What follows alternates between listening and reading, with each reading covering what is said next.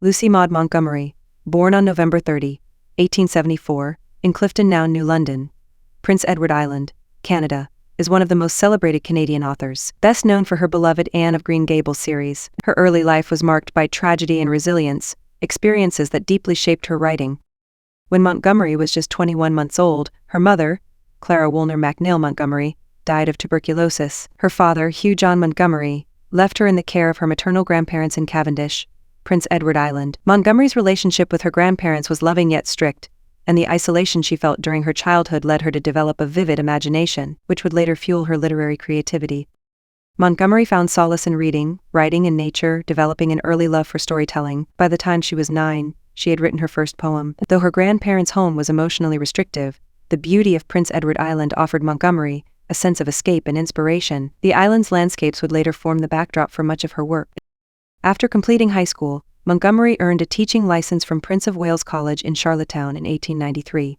Finishing a 2-year program in just 1 year, she later attended Dalhousie University in Halifax, Nova Scotia, for further studies in literature. Montgomery worked as a teacher in various locations across Prince Edward Island and Nova Scotia, though teaching was not her passion, writing was. During this time she wrote and published poems, short stories, and essays in magazines and newspapers. In 1908, Montgomery published Anne of Green Gables, which brought her instant fame. The story of Anne Shirley, an imaginative, red-haired orphan mistakenly sent to live with an elderly brother and sister on Prince Edward Island, resonated with readers worldwide. The novel's themes of identity, belonging, and the power of imagination struck a chord with audiences, and Anne quickly became a literary icon. Montgomery's detailed descriptions of the island's beauty and Anne's vibrant personality made the book a huge success. Anne of Green Gables was followed by a series of sequels that chronicled Anne's life from childhood to adulthood. Montgomery's literary success continued with other novels such as The Story Girl 1911, Emily of New Moon 1923, and Pat of Silver Bush 1933, as well as numerous short stories and essays. Her writing often focused on themes of childhood, imagination, and the search for happiness, and her work reflected her own longing for freedom and independence. While Montgomery enjoyed literary success, her personal life was often tumultuous. In 1911, she married Ewan MacDonald, a Presbyterian minister, and they had 3 sons, though their first son was stillborn. Montgomery's marriage was strained by Ewan's battle with depression, and she struggled with her own mental health issues, experiencing bouts of anxiety and depression throughout her life. These challenges, however, did not prevent her from continuing to write.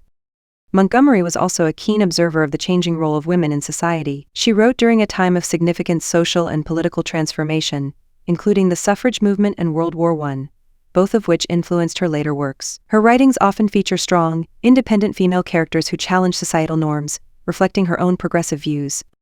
By the time of her death on the 24th of April, 1942, Lucy Maud Montgomery had published 20 novels, more than 500, and a vast collection of poems and essays. Her influence on Canadian literature and culture remains profound, and her works, especially Anne of Green Gables, continue to be cherished by readers worldwide. The house and landscapes of Prince Edward Island, which so inspired her, have become popular tourist attractions, with fans visiting Green Gables and other sites linked to Montgomery's life and fiction.